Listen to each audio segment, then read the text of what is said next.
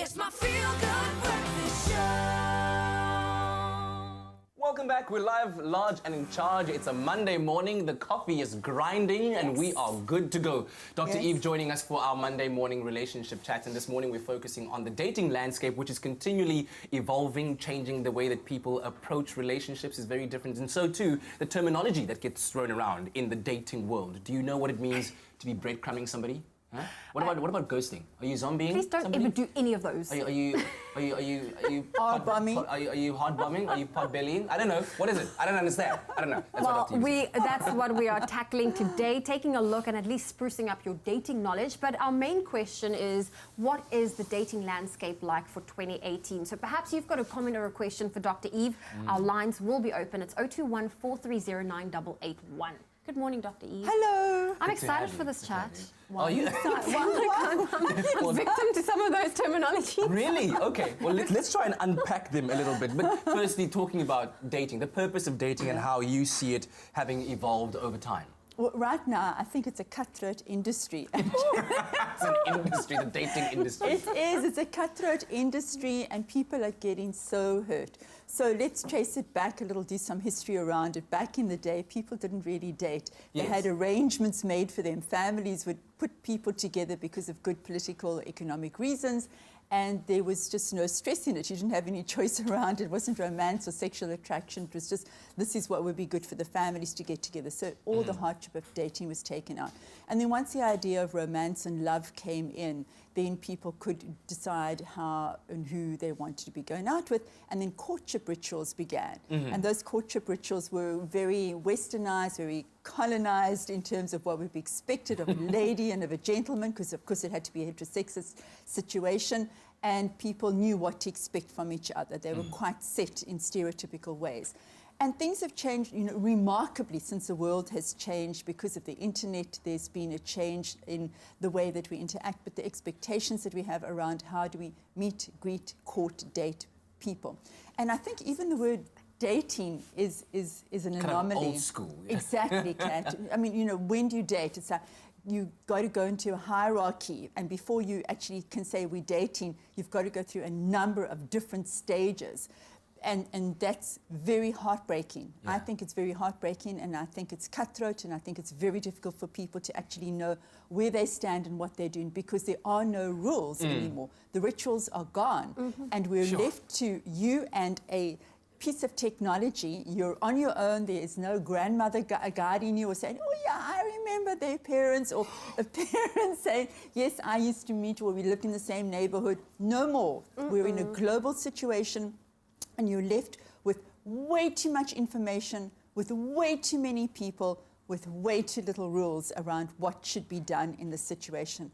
And I think that people today are suffering enormous heartache because of the situation that we're in with the so-called dating of 2018. I know, and technology also makes it easier to do a lot of stalking and research into your potential other, but we will talk about technology and the role social media plays in relationships, along with the term ghosting.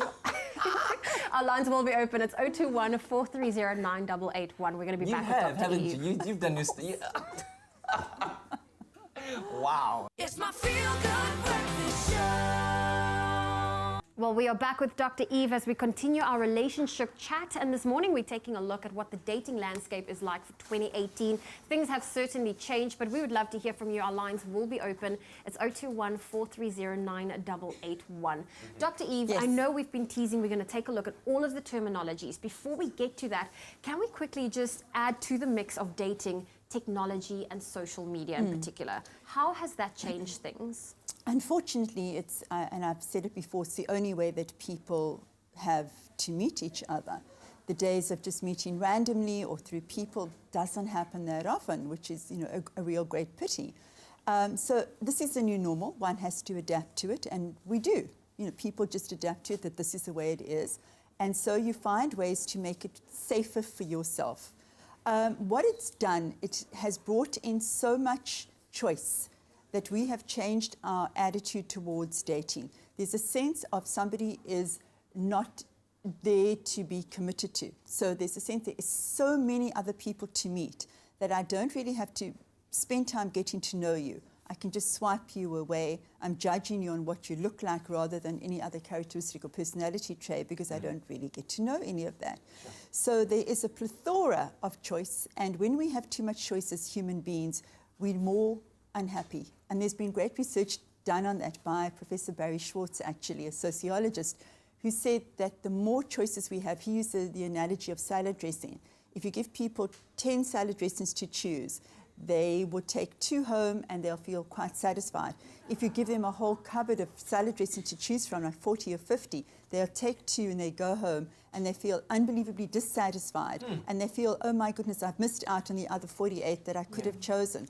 And he's saying that this is quite analogous to what's happening in the dating world, where we take somebody out on, we meet them for a coffee or for a dinner, and we feel, oh my goodness, but there are another 1,000 others that are better than the one that I'm sitting in front of. So I don't really invest, I don't really commit, I don't take it seriously, I don't need to get to know them, because the minute I leave this date, I'm going to get into my vehicle or into my transport and I'm going to get online and I Sure. can meet somebody else who may be better. Yeah. So then hence, I guess, the evolution of these terms that we find, Exactly, right? Like, exactly, like, Kat. ghosting. Yes, exactly. Let's discuss some of the more common Right. new terms in the dating world and what they mean. Okay, so breadcrumbing would be the one that is used most often.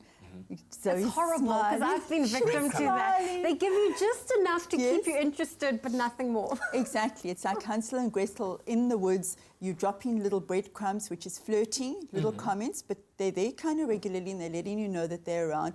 But there's never a commitment. There's never, let's go for a date or let's meet somewhere or let's actually do something together offline. So that's a very heartbreaking experience for people. Okay. And then the one that you said just now, Zoe, the ghosting, Yeah, which that's is awful. absolutely awful, that you're in conversation with somebody online all the time and suddenly they absolutely disappear. They ghost you. They disappear. There isn't any explanation as to why they go. They just disappear out of your life. And there's no way that you can get hold of them. You cannot phone them. You cannot email them. They're just gone out of your life.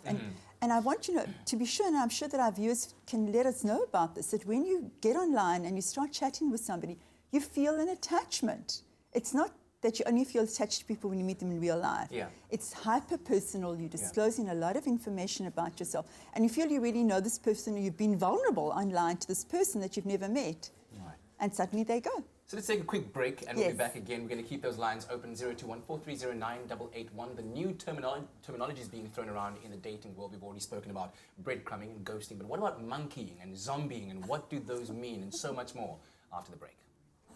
It's my feel-good breakfast show.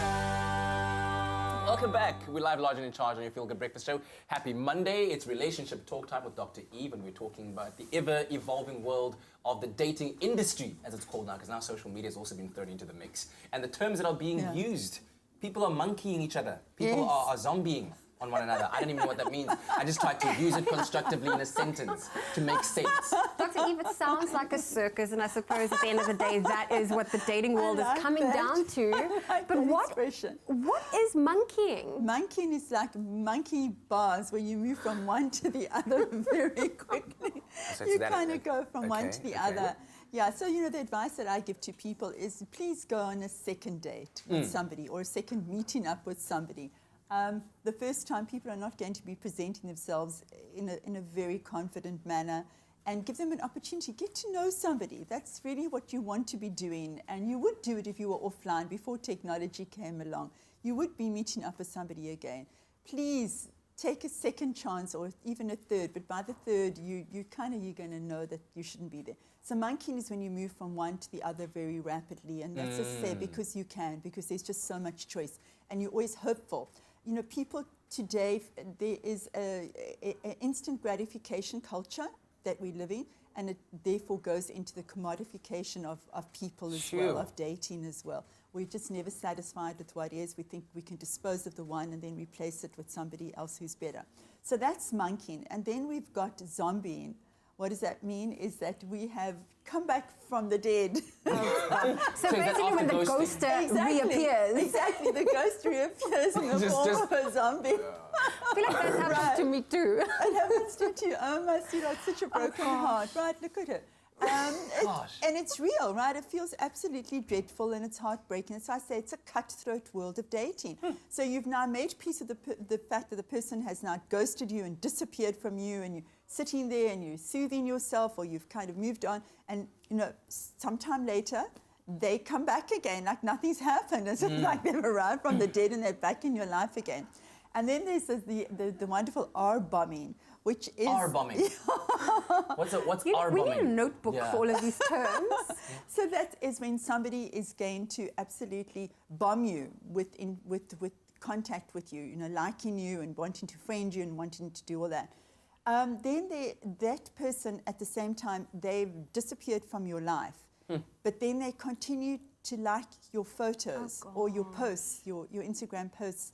They continue to be present in your life, even though you think they're out of your life, but they don't have contact, so they won't interact or chat to you, but they will like you. So they're showing you. Hey, I'm here. Exactly. I mean, that's kind of cruel, right? It's kind of cruel that they're there, but they're not interacting, and you're trying to recover from a heartbreak situation of this person having disappeared in some way. So we have access to people that we normally would not ever have access to.